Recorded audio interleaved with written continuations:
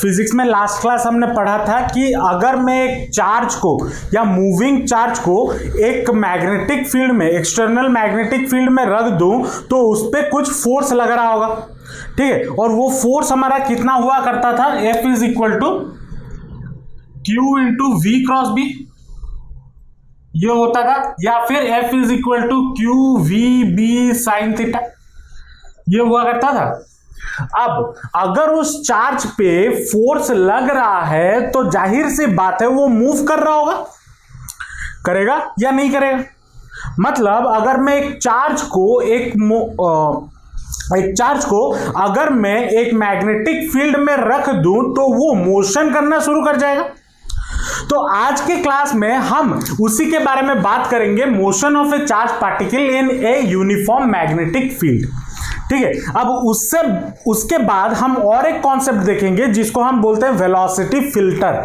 अब ये क्या होता है उसको आगे समझेंगे, पहले हम इसी चीज को समझते हैं, motion of A charge particle in a uniform magnetic field.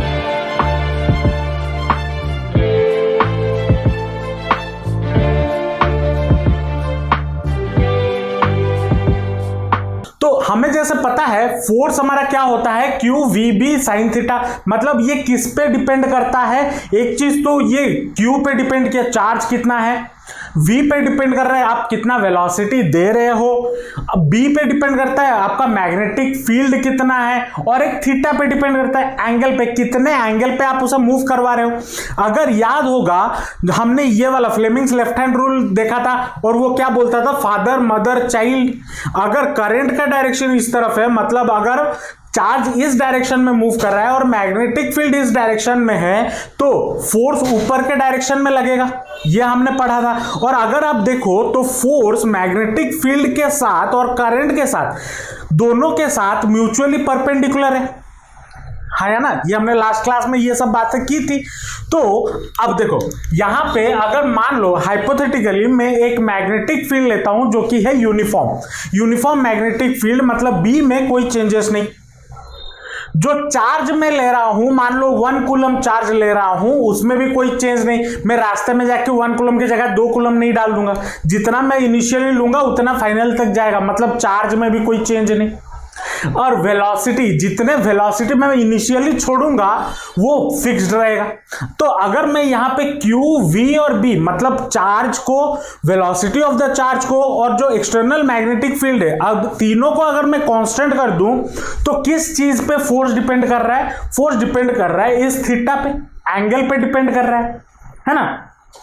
तो इसी एंगल के बेसिस पे हम 3 केसेस लेंगे, ठीक है। तो केस नंबर 1 क्या होता है, अगर मैं मान लो थीटा को 0 डिग्री ले लूं।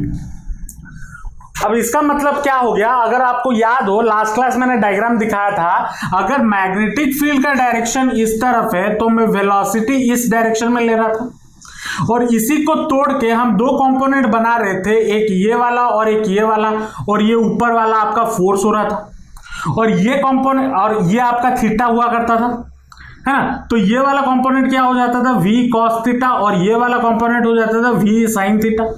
अगर याद हो ये मैंने लास्ट क्लास ये डायग्राम बनाया था बोर्ड पे, ठीक है, कॉपी चेक करो मिल जाएगा। तो अगर मैं थीटा को 0 कर दूं, मतलब मैं अगर ये B था, B का डायरेक्शन, मैं अगर मैग्नेटिक फील्ड के साथ साथ, मतलब जिस डायरेक्शन में मैग्नेटिक फील्ड है उसी डायरेक्शन में अगर मैं चार्ज को मूव करवा दूं, मतलब अगर मैग्नेटिक फील्ड इस वाले मेरे राइट से लेके मेरे लेफ्ट में जा रहा है, ठीक है, मेरे राइट से लेके मेरे लेफ्ट में जा रहा है, तो चार्ज भी मेरे राइट से लेफ्ट जा रहा है और सीधा जा रहा है, ठीक है। समझ आ रहा है या नहीं आ रहा है। तो अगर मेरा यहां पे थीटा 0 डिग्री हो गया, देन मेरा फोर्स कितना हो जाएगा, F will be Q V B sine theta. Sine 0 कितना होता है, 0 होता है, तो ये पूरा टोटल 0 हो गया, मतलब फोर्स मेरा 0 हो जाएगा। तो मतलब अगर मैं मैग्नेटिक फील्ड जिस डायरेक्शन में है उसी डायरेक्शन में अगर मैं चार्ज को मूव करवा देता हूं, मतलब अगर मैं थीटा को 0 डिग्री ले लेता हूं, देन मेरा क्या हो जाएगा, मेरा जो फोर्स लग रहा होगा उस चार्ज पे वो कितना बन जाएगा, वो 0 बन जाएगा, ठीक है। तो यहां पे क्या पता चला, therefore the force on the moving charge हमारा कितना हो जाएगा, इज 0। तो क्या होगा, तो चार्ज अब फोर्स के वजह से जो फोर्स, ये फोर्स 0 लगेगा। अगर फोर्स 0 लग रहा है तो वो इस फोर्स के वजह से और मूव नहीं करेगा। तो ये चार्ज किसके वजह से मूव कर रहा होगा, जितना वेलोसिटी मैं दिया हूं उतना ही मूव कर रहा होगा। अब इसको जरा समझना, ये थोड़ा कॉम्प्लिकेटेड है, कॉम्प्लिकेटेड नहीं है लेकिन आसान भाषा में समझना। मान लो आप सीधा सीधा चलते हुए जा रहे हो, ठीक है, अभी आपका कुछ सर्टेन वेलोसिटी है, ठीक है, अगर पीछे से आपको कोई धक्का दे दे तो आपका वेलोसिटी बढ़ जाएगा ना, क्योंकि आप आगे चले गए, पीछे से एक्सटर्नल फोर्स आया। तो यहां पे मैंने इनिशियली एक वेलोसिटी से इस चार्ज को मूव करवाया था, तो वो उसी वेलोसिटी से चल रहा है, मैं कोई एक्सटर्नल फोर्स दिया ही नहीं, तो उसके वेलोसिटी में कोई चेंज होगा ही नहीं। समझ रहे हो या नहीं समझ रहे हो? तो the force on the moving charge is 0, thus the motion of the charge will be with a velocity v। ठीक है, समझ में आया या नहीं आया, इसको लिख लो, फिर नेक्स्ट केस में चलेंगे। अब आते हैं हम केस 2 में। केस 2 में हम क्या करते हैं, यहां पे थीटा को मैं 90 डिग्री ले लेता हूं, ठीक है, मैं थीटा को अगर 90 डिग्री ले लूं, इसका मतलब क्या हो गया कि मैग्नेटिक फील्ड का डायरेक्शन इस तरफ है बी, लेट मान लो, और मैं इधर से वेलोसिटी ऐसे डाल दिया और ये हो गया 90 डिग्री, ठीक है, ये हो गया 90 डिग्री। तो फोर्स लग रहा होगा परपेंडिकुलर टू दिस। अभी इसको यहां पे समझने में थोड़ा दिक्कत हो रहा होगा, इसलिए मैं एक 2 डायमेंशन इमेज बनाने की कोशिश करता हूं, ठीक है, अगर समझना है तो पूछना। मैं मान लेता हूं जो मैग्नेटिक फील्ड है, ठीक है, ये मान लेना, जो मैग्नेटिक फील्ड है वो बोर्ड के अंदर जा रहा है, और अभी मैं बोल रहा हूं बोर्ड के अंदर, कॉपी में बनाओगे तो उसमें कॉपी के अंदर जा रहा होगा, ठीक है। तो मान लो, तो बोर्ड के अंदर अगर जा रहा होगा तो कैसा सिंबल यूज करेंगे, क्रॉस। कॉपी के अंदर अगर जा रहा होगा तो क्रॉस यूज करते हैं ना। तो लेट मान लो मैं यहां पे मैग्नेटिक फील्ड जो है वो अंदर की तरफ डाल रहा हूं, मतलब जो मैग्नेटिक फील्ड का डायरेक्शन है वो बोर्ड के अंदर जा रहा है, ठीक है, ये हो गया। रेड पेन से जो मैंने मार्क कराया वो मैग्नेटिक फील्ड है। मैग्नेटिक फील्ड क्या हो रहा है, बोर्ड के अंदर जा रहा है, ठीक है। चलो यहां पे थोड़ा कैलकुलेशन कर देते हैं। थीटा अगर 90 डिग्री हो गया तो फोर्स मेरा कितना हो जाएगा, Q V B sine 90, which is equal to, sine 90 का वैल्यू 1 होता है, तो फोर्स कितना हो गया, क्यू वी बी। मतलब ये जो फोर्स हमें मिला वो मैक्सिमम फोर्स हमें मिल रहा होगा, इससे ज्यादा फोर्स हमें नहीं मिल सकता, या फिर वो इससे ज्यादा फोर्स एक चार्ज को हम दे नहीं सकते, ठीक है। तो अब देखो यहां पे मैंने क्या किया, एक मैग्नेटिक फील्ड बनाया जो कि कहां जा रहा है, बोर्ड के अंदर जा रहा है।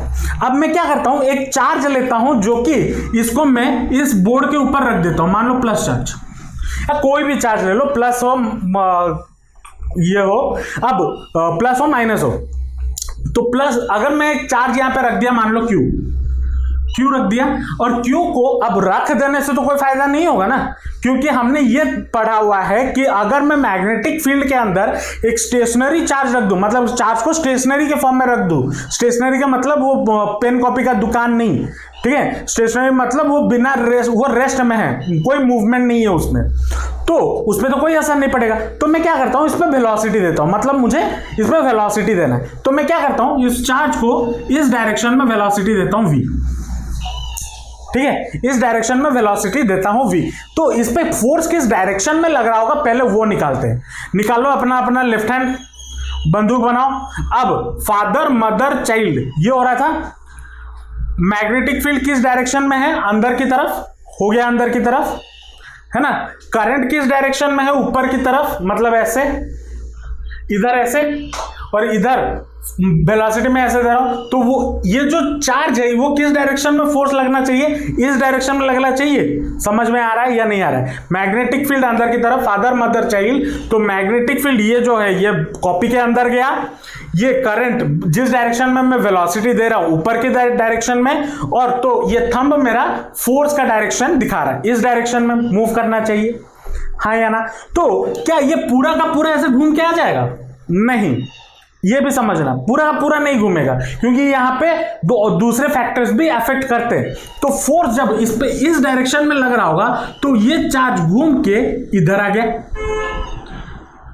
जब इधर आ गया फिर से इस पे वेलोसिटी लग रहा होगा वही v, और फिर ये चार्ज इधर फिर से हम लेफ्ट हैंड रूल लगाएंगे तो ये फिर से घूमेगा, इधर आएगा, फिर से इधर लग रहा होगा वेलोसिटी v, फिर से ये घूमेगा, इधर आएगा, फिर से इस डायरेक्शन में लग रहा होगा v, फिर ये घूमेगा, इधर आएगा, फिर से इस पे वेलोसिटी लगेगा इस डायरेक्शन में v, फिर ये इधर आएगा, फिर से इस पे इस डायरेक्शन टेंजेंशियल फोर्स लगेगा v, फिर ये अपने जगह पे आ जाएगा। तो यहां पे अगर हम देख रहे हैं तो ये जो चार्ज है ये एक सर्कुलर मोशन में मूव कर रहा है इन द मैग्नेटिक फील्ड। समझ में आया या नहीं आया? तो अगर मैं एक चार्ज को एक्सटर्नल मैग्नेटिक फील्ड में रखता हूं तो वो क्या करता है, वो चार्ज उसी मैग्नेटिक फील्ड में घूमता रहता है कंटिन्यूअसली। अगर उसमें मैं अगर एक हाइपोथेटिकल केस अज्यूम करूं कि यहां पे कोई भी काइनेटिक एनर्जी का लॉस नहीं हो रहा या लॉस कंजर्वेशन ऑफ एनर्जी यहां पे अप्लाई हो रहा है, तो जब तक मैं इसमें ये चार्ज है, मतलब मास में कोई चेंज नहीं हो रहा, तो चार्ज में भी कोई चेंज नहीं हो रहा। चार्ज अगर कांस्टेंट है और जो मैग्नेटिक फील्ड में दे रहा हूं वो अगर कांस्टेंट है, ये जिंदगी भर इधर सर्कुलर पाथ में घूमता रहेगा। समझ में आया? तो अगर मैं एक एंगल, मतलब अगर मैं एक एंगल बोल रहा हूं, अगर मैं चार्ज को perpendicularly to the magnetic field एक मैग्नेटिक फील्ड के अंदर डाल दूं तो वो कैसा मोशन करेगा, वो एक सर्कुलर मोशन उधर कर रहा होगा।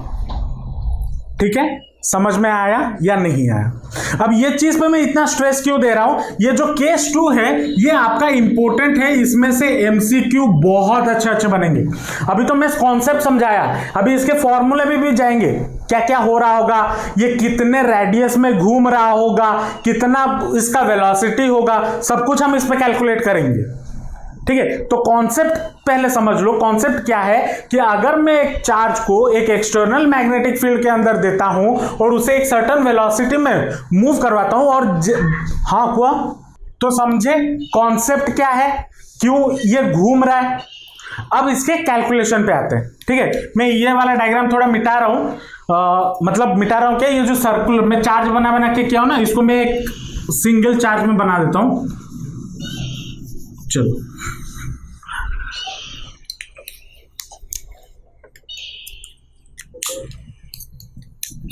तो ये हो गया चार्ज आपका, इसको ऐसे मैंने वेलोसिटी v दिया और ये ऐसे सर्कुलर पाथ में ऐसे घूमा, मान लो ये उसका सेंटर हो गया।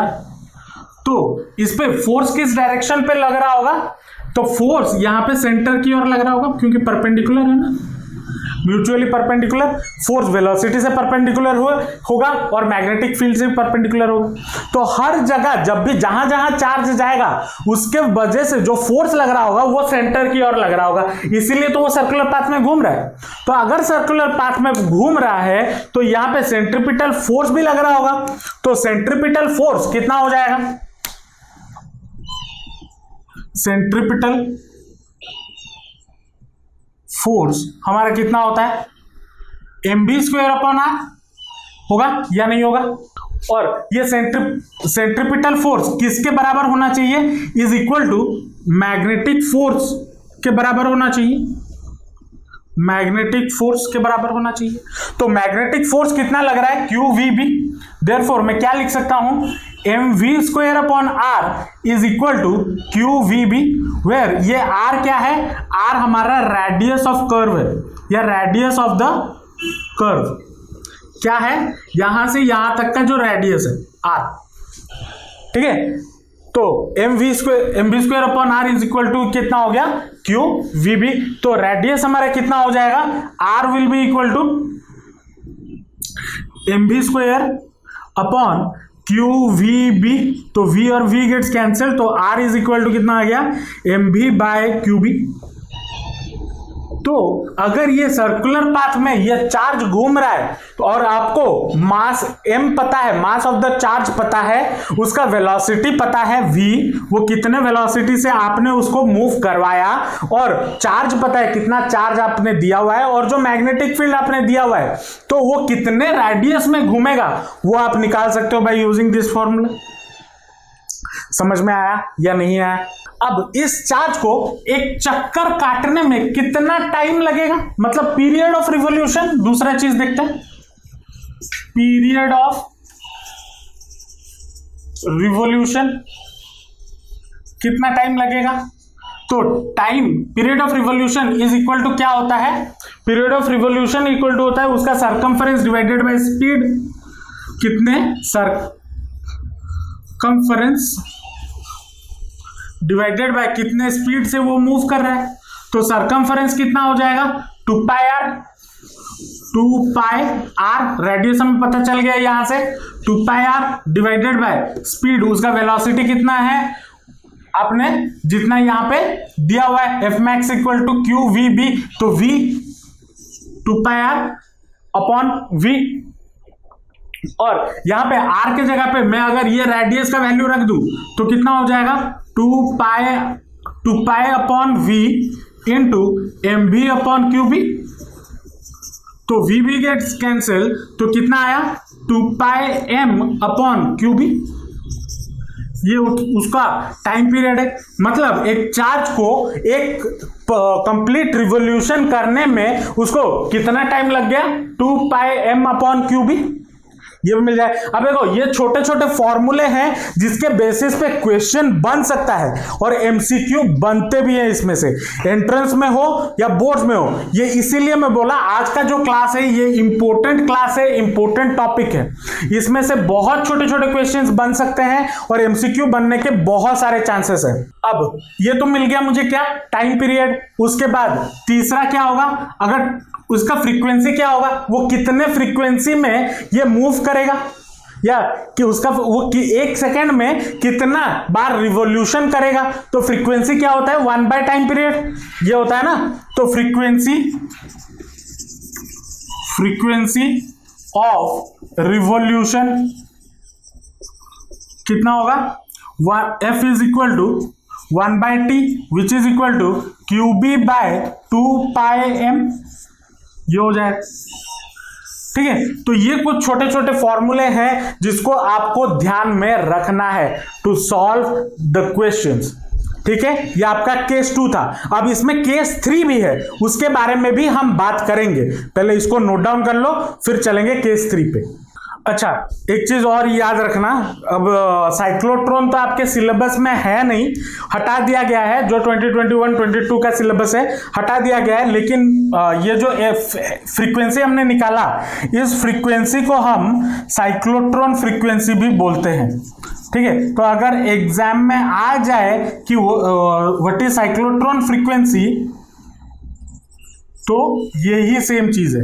ठीक है, अगर बाद में टाइम हुआ तो मैं साइक्लोट्रॉन के बारे में बता भी दूंगा, अच्छा टॉपिक है, एक क्लास लगेगा। ठीक है, लेकिन अभी फिलहाल हम बोर्ड पे थोड़ा कंसंट्रेट करते हैं क्योंकि एग्जाम नजदीक है, तो इसको नोट डाउन कर लो। अब आते हैं केस 3 में।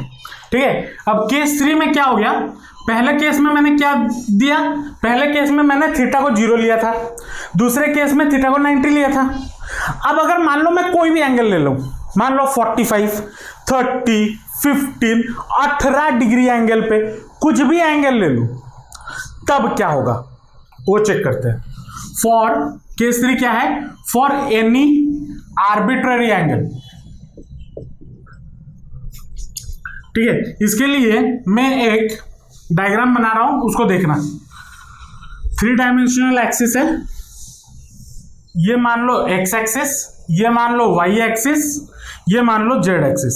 ये हो गया आपका ओरिजिन, और इस ओरिजिन पे ही मैंने चार्ज रखा हुआ है ठीक है, ये मान लो चार्ज है और एक्स एक्सिस के अलोंग आपका मैग्नेटिक फील्ड का डायरेक्शन है। ठीक है, अब मैं इसको वेलोसिटी दूंगा मैग्नेटिक फील्ड से कुछ सर्टेन एंगल पे, मान लो इस डायरेक्शन पे वेलोसिटी दिया, तो मैग्नेटिक फील्ड के साथ सर्टेन एंगल बना रहा होगा, मान लो थीटा। बनाएगा या नहीं बनाएगा? अब ये जो भी बनाया, अब ये दो कंपोनेंट में टूटेंगे, एक होगा v cos थीटा, दूसरा होगा v sin थीटा। तो ये वाला कंपोनेंट हो गया आपका v cos थीटा और ये वाला कंपोनेंट हो गया आपका v sin थीटा, राइट। अब इस v cos थीटा को मैं डिनोट करता हूं v पैरेलल। v पैरेलल इसका मतलब क्या है? v पैरेलल, ठीक है, किसका parallel? Parallel to magnetic field, ठीक है। और इसको मैं डिनोट करता हूं v परपेंडिकुलर। v परपेंडिकुलर मतलब परपेंडिकुलर टू मैग्नेटिक फील्ड, ठीक है, ये पैरेलल टू मैग्नेटिक फील्ड, ठीक है। दो कंपोनेंट में टूटेगा। अब देखो, अब इसमें फोर्स किस डायरेक्शन पे लगेगा वो हम समझते हैं। निकालो left hand, father mother child, तो मैग्नेटिक फील्ड का डायरेक्शन इधर, v कोई रैंडम से डायरेक्शन में, ऐसे मान लो, ऐसे है ना, ऐसे 3 डायमेंशन में इमेजिन करो, ऐसे नहीं है, थोड़ा टिल्टेड है। मैग्नेटिक फील्ड इस डायरेक्शन में, वेलोसिटी में इधर दे रहा हूं, तो फोर्स कैसा लगेगा? फोर्स ऐसे लगेगा। समझ में आ रहा है या नहीं आ रहा है? देखो फिर से बता रहा हूं, मैग्नेटिक फील्ड सीधा जा रहा है, देखो सीधा जा रहा है। ये जो v है, मैं इसको एक सर्टेन एंगल दे रहा हूं, मान लो ये वाला एंगल, ठीक है। और ये जो फोर्स है ये किधर लगेगा? जो थंब है वो इस डायरेक्शन में लगेगा। मतलब ये चार्ज इधर घूमना शुरू करेगा, इधर जाएगा ना। तो अब यहां पे देखना, जो वेलोसिटी होगा, दो कंपोनेंट में टूटा है, v पैरेलल और v परपेंडिकुलर। जो v पैरेलल है उस पे कोई रोल प्ले वो नहीं करेगा, क्योंकि हमने देखा हुआ है कि पहले वाले केस में अगर मेरा थीटा 0 हो जाए, अगर थीटा 0 हो जा रहा है तो उधर फोर्स कोई लग ही नहीं रहा था, देखिए हो ना। तो ये वाला कंपोनेंट जो v cos थीटा है, यहां पे थीटा अगर 0 हो गया तो ये वेलोसिटी हो गया, तो इस वेलोसिटी की वजह से कोई इंपैक्ट नहीं, जो कि केस 1 में हमने देखा हुआ है। तो यहां पे जो भी वेलोसिटी का काम करेगा वो कौन करेगा? वो हमारा ये v परपेंडिकुलर करेगा, या फिर जो v sin थीटा के वजह से जो मूवमेंट या वेलोसिटी होगा, ठीक है। तो यहां पे एक पॉइंट लिख लो, देखो क्या लिखा? The parallel component remains unaffected by the magnetic field and so the charge particle continues to move along the X axis with the speed v cos theta. मतलब जो चार्ज होगा उसमें कोई चेंजेस नहीं होगा, वेलोसिटी में कोई चेंजेस नहीं होगा, वो बस सीधा मूव करते हुए जाएगा अलोंग द मैग्नेटिक फील्ड या अलोंग द एक्स एक्सिस, कितने वेलोसिटी से? v cos थीटा के वेलोसिटी से, ठीक है। अब आते हैं v sin थीटा पे क्या होगा। तो v sin थीटा पे जब आएंगे तो v sin थीटा या v परपेंडिकुलर के वजह से तो चार्ज कैसे मूव कर रहा होगा? सर्कुलर पाथ में। अभी हमने देखा केस 2 में, जब केस 2 हमने किया था वहां पे थीटा हमारा कितना था? 90 डिग्री। मतलब ये परपेंडिकुलर, v परपेंडिकुलर, तो ये v परपेंडिकुलर के वजह से ये चार्ज कैसे मूव करना शुरू कर देगा? सर्कुलर पाथ करना शुरू कर देगा। तो v परपेंडिकुलर के वजह से, due to v perpendicular, the force will be F is equal to QV perpendicular B, ये होगा। hence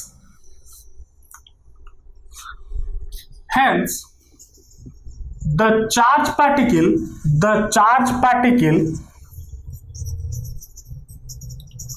will move in circular path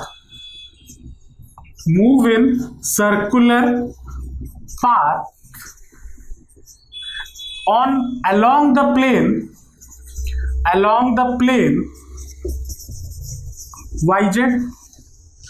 समझना इस बात को, जब परपेंडिकुलर लग रहा है तो वो कैसा मूव करेगा? ऐसे सर्कुलर मूव करेगा, ऐसे। अब अगर ये इसको मैं आपके तरफ ले आऊं तो सर्कुलर पाथ में मैंने जैसे बोर्ड पे बनाया था, अगर मैग्नेटिक फील्ड अंदर जा रहा होता वो सर्कुलर पाथ में मूव करेगा। अब यहां पे जो मैग्नेटिक फील्ड है वो इस डायरेक्शन में, तो यहां पे कैसे मूव करेगा, ऐसे सर्कुलर पाथ में मूव करेगा या नहीं करेगा। तो यहां पे चार्ज पे दो वेलोसिटी लग रहा है, एक तो ये v cos थीटा जो कि सीधा लगा रहा है, मतलब चार्ज सीधा भी जाएगा और सर्कुलर पाथ भी लगाएगा। तो मतलब वो दोनों एक साथ अगर हुआ, दोनों को आप कंबाइन कर दो, दोनों अगर एक साथ हुआ तो वो कैसे मूव करेगा, वो ऐसे मूव करते करते आगे जाएगा, ऐसे देखो, ऐसे मूव करते करते आगे जाएगा या नहीं जाएगा। जब यहां पे दो चीजें हो रही है और मैं एक रैंडम एंगल पे छोड़ता हूं, तो जो चार्ज है वो कैसे डायरेक्शन में मूव करने लगेगा, वो ऐसे मूव करने लगेगा। ठीक है, चार्ज हमारा ऐसे भी मूव कर, मतलब सर्कुलर पाथ भी कर रहा होगा और एक डायरेक्शन में सीधा भी जा रहा होगा। और इस टाइप ऑफ मोशन को हम बोलते हैं हेलिकल मोशन। तो जब हम एक आर्बिट्ररी एंगल पे एक चार्ज को या मूविंग चार्ज को एक यूनिफॉर्म मैग्नेटिक फील्ड में डालते हैं तो the charge experiences a helical motion. तो यहां पे लिख लो, hence the charge experiences a helical motion. Helical motion मतलब सर्कुलर पाथ में भी मूव कर रहा होगा और सीधा भी जा रहा होगा, समझे। तो अगर हेलिकल मोशन एक्सपीरियंस कर रहा है तो वो कितना रेडियस में, ये कितना रेडियस होगा, अगर सर्कुलर पाथ है रेडियस कितना होगा, अभी हमने फॉर्मूला निकाला था, radius of helical motion R is equal to कितना निकाला था, mv अपॉन क्यूबी, और यहां पे v हमारा परपेंडिकुलर लग रहा है, तो कितना हो जाएगा, mv sine theta divided by Q B होगा। तो इतने रेडियस में वो मूव करेगा, mv sine theta upon Q B. और टाइम पीरियड कितना होगा, कितना टाइम पीरियड लग रहा होगा, t इज इक्वल टू कितना फॉर्मूला निकाला था, 2 pi R upon velocity v perpendicular. तो ये कितना हो जाएगा, 2 पाई इंटू आर के जगह पे ये mv sine theta divided bye v perpendicular है, तो v परपेंडिकुलर क्या हो जाएगा, v साइन थीटा। तो ये कितना हो जाएगा, इंटू क्यूबी, हाँ ये भी छोड़ दिया, इंटू क्यूबी। तो ये होगा, तो v sine theta gets cancel, तो कितना हो गया, 2 पाई m अपॉन क्यूबी, इतना उसका टाइम पीरियड होगा। कहानी समझ में आया या नहीं आया, अंचल समझे। इधर अब इसके बेसिस पे, इस कॉन्सेप्ट के बेसिस पे बहुत अच्छे एमसीक्यूज बनते हैं। ठीक है, कि मैं अगर वाई एक्सिस के, अगर अब यहां पे देखो, अगर वाई एक्सिस में मैं देता, मतलब चार्ज अगर या मैग्नेटिक फील्ड अगर वाई एक्सिस की ओर होता और वेलोसिटी एक्स एक्सिस की ओर होता, तो वो किस प्लेन में होता, तो वो आपका जेड एक्स प्लेन में होता है। तो ऐसे घुमा फिरा के कुछ भी एंगल पूछ सकता है या कुछ भी क्वेश्चन एमसीक्यू बन सकता है। लाखों क्वेश्चन बन सकते हैं, लाखों तो नहीं, हाँ 100 क्वेश्चन तो बन ही सकते हैं। ठीक है, तो कॉन्सेप्ट समझ जाओ, आराम से कोई भी क्वेश्चन देगा दिमाग लगा के कर लेना। हालांकि हम एमसीक्यूज प्रैक्टिस करेंगे इसके बेसिस पे, ठीक है, लेकिन कॉन्सेप्ट यही है। ठीक है, इसको नोट डाउन कर लो। अच्छा, यहां पे और एक चीज भी हमने छोड़ दिया जो कि है पिच। पिच क्या होता है, क्रिकेट खेलने वाला पिच नहीं। ठीक है, एक सर्कुलर मोशन से दूसरे सर्कुलर मोशन तक वो जितना आगे गया उसको हम बोलते हैं पिच। ये वाला डिस्टेंस को हम पिच बोला जाता है। ठीक है, साउंड चैप्टर में, वेव्स चैप्टर में पढ़े होंगे।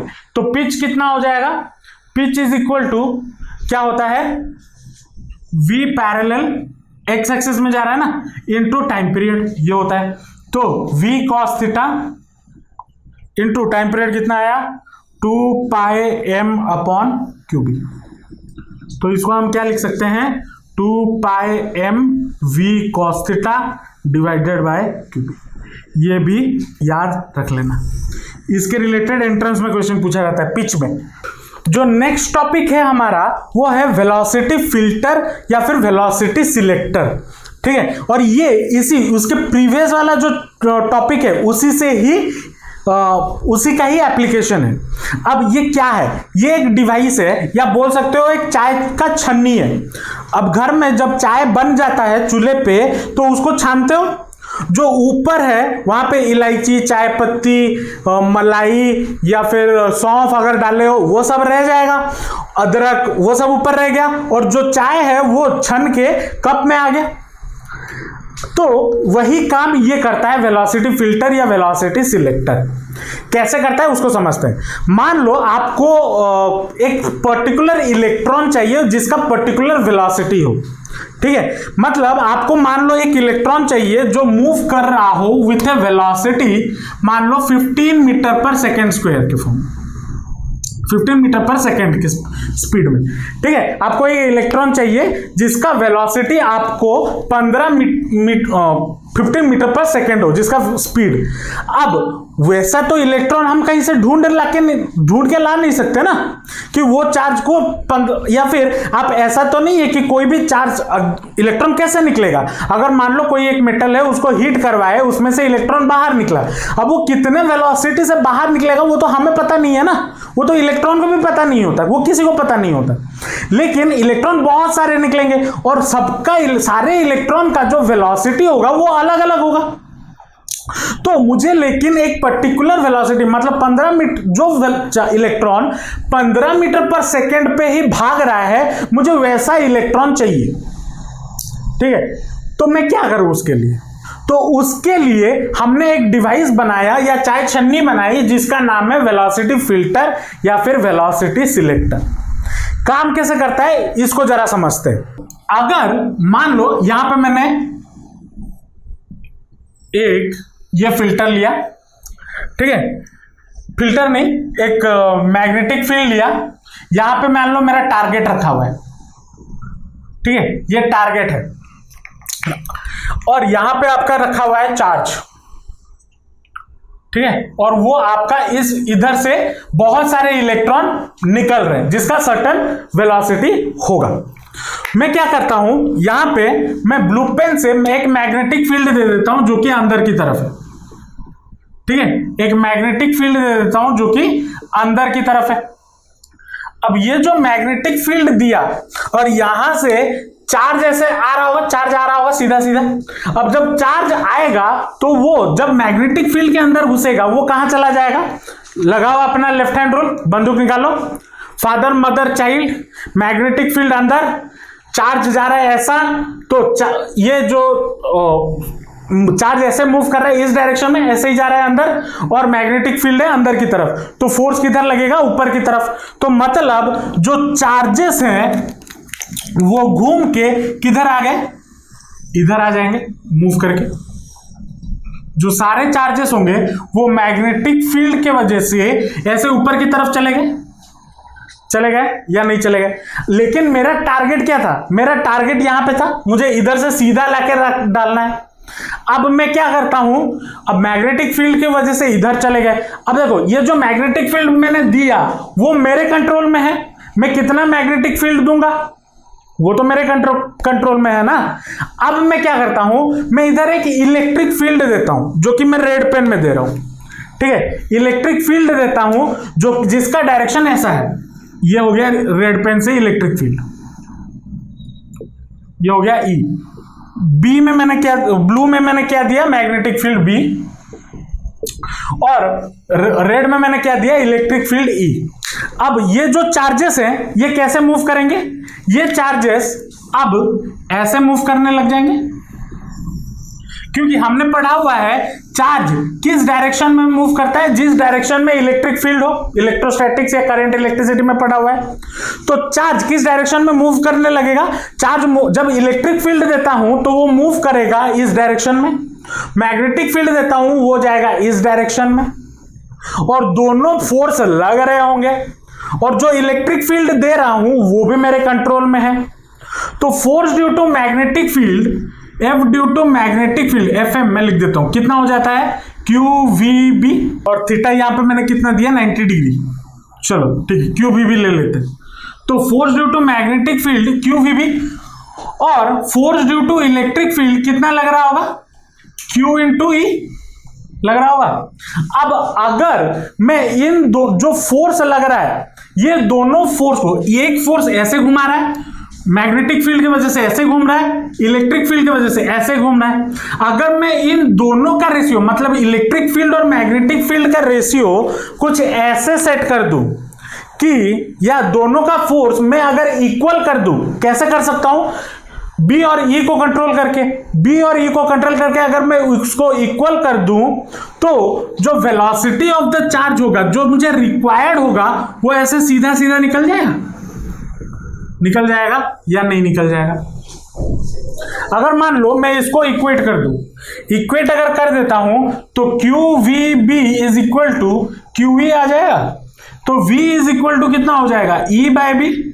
तो मुझे जो रिक्वायर्ड वेलोसिटी होगा, जो रिक्वायर्ड वेलोसिटी, मान लो मुझे 15 मीटर पर सेकेंड का चाहिए, तो जो मुझे रिक्वायर्ड होगा मैं उस हिसाब से इलेक्ट्रिक फील्ड और मैग्नेटिक फील्ड को का रेशियो निकाल दूंगा और उतना इलेक्ट्रिक फील्ड और उतना ही मैग्नेटिक फील्ड उस सिस्टम में दे दूंगा। तो चार्ज क्या होगा, मुझे जो वेलोसिटी का चार्ज चाहिए या इलेक्ट्रॉन चाहिए वो ऐसे मुझे सीधा टारगेट पे मिल जाएगा। तो अगर मैं इलेक्ट्रिक फील्ड और मैग्नेटिक फील्ड का रेशियो सेट कर देता हूं तो मुझे जो रिक्वायर्ड वेलोसिटी का चार्ज चाहिए वो मुझे मिल जाए, और वही मेरा ऑब्जेक्टिव था। तो ऐसे बनाया जाता है वेलोसिटी फिल्टर या वेलोसिटी सिलेक्टर। जितने जो इस रेशियो को मैच करेंगे वो सारे चार्जेस सामने से निकल जाएंगे, जो इसको मैच नहीं करेगा वो सारा चार्जेस इधर उधर भाग के चले जाएंगे। और यही मेरा काम था, ठीक है। इसको और अच्छे एग्जांपल से अगर समझे, मान लो सुप्रिया को कैडबरी चॉकलेट या डेयरी मिल्क बहुत पसंद है, ठीक है, वो जो 20 रुपए वाला डेयरी मिल्क आता है, या फिर मान लो 20 रुपए वाला मान लो डेयरी मिल्क आता है। अब मैंने क्या किया, मान लो हर तरीके का चॉकलेट जो भी इस दुनिया में अवेलेबल है उसको एक साथ उठाया और सुप्रिया की ओर फेंक दिया या आंचल की ओर फेंक दिया, ठीक है, और फेंका। तो वो कौन से चॉकलेट पकड़ेंगे, जो चॉकलेट उसे पसंद हो। मान लो सुप्रिया को 10 रुपए वाला डेयरी मिल्क पसंद है, वो वही सब पकड़ेगी, उसको पकड़ा, और बाकी जो चॉकलेट उसके तरफ आए थे वो कहां चले गए, वो कहीं और गिर गए, नीचे गिर गए। तो जो रिक्वायर्ड था वो आपने पकड़ लिया, जो नहीं था वो निकल गया। चाय पत्ती का भी वही एग्जाम्पल दिया था, जो चाहिए था चाय वो कप में आ गया, जो नहीं चाहिए था वो ऊपर छन्नी में रह गया। और वही काम कर रहा है ये वेलोसिटी फिल्टर। और उसको हम कैसे करवा सकते हैं, अगर मैं इस इलेक्ट्रिक फील्ड और मैग्नेटिक फील्ड का रेशियो अगर मुझे पता चल जाए तो, क्योंकि पता चल जाएगा क्योंकि इलेक्ट्रिक फील्ड तो आपके हाथ में है ना, और मैग्नेटिक फील्ड भी आपके हाथ में, कितना आप देना चाहते हो उसको अगर एक ऐसा रेशियो बना दो, जैसे मान लो मुझे 5 मीटर पर सेकेंड का चाहिए, तो इलेक्ट्रिक फील्ड 10 का दे दो और मैग्नेटिक फील्ड 2 का दे दो, मतलब मैं मैग्नीट्यूड की बात कर रहा हूं, और डायरेक्शन उसी हिसाब से सेट कर दो, तो मुझे एक 5 मीटर पर सेकेंड का जो चार्ज है वो टारगेट पे हिट हो जाएगा या मिल जाएगा। कहानी समझ में आया या नहीं आया? अब इस टॉपिक के बेसिस पे ये जो रेशियो हमने निकाला वो, और इससे पहले वाला जो टॉपिक हमने पढ़ा ये इंपॉर्टेंट है। तो आज का क्लास में जो मैग्नेटिज्म के क्लास में ये वाला क्लास बहुत इंपॉर्टेंट है, क्योंकि इसमें से एमसीक्यूज भयंकर बन सकते हैं। जो घुमाएगा, मतलब ऐसा घुमाएगा तुम खुद ही घूम जाओगे। तो इसको अच्छे से करना, और एक जो बुक है, कोई भी बुक अगर आप पढ़ रहे हो उसके पीछे से क्वेश्चन छाट के करना। हम इसके रिलेटेड क्वेश्चंस करेंगे, इस टॉपिक के रिलेटेड, लेकिन मैं पहले थोड़ा थ्योरी खत्म करना चाहता हूं, उसके बाद न्यूमेरिकल्स पे आएंगे इधर, ठीक है। होप आपको आज का क्लास समझ में आया होगा। आज का क्लास बहुत ही इंपॉर्टेंट लेक्चर था, अगर समझ ना आया तो बार बार रिपीट करके जरूर देखना। अगर आपको कहीं भी डाउट होता है या कोई भी क्वेरी हो कमेंट सेक्शन में जरूर बताना, और अगर वीडियो अच्छा लगा तो लाइक जरूर कर देना, अपने दोस्तों के साथ शेयर जरूर करना, और चैनल को सब्सक्राइब कर देना, क्योंकि आपकी पढ़ाई के रिलेटेड कंटेंट मैं रेगुलरली अपलोड करता रहता हूं अपने चैनल पे। तो मिलते हैं नेक्स्ट वीडियो में, till then all the best, जमकर पढ़ाई करते रहिए and thanks for watching the video.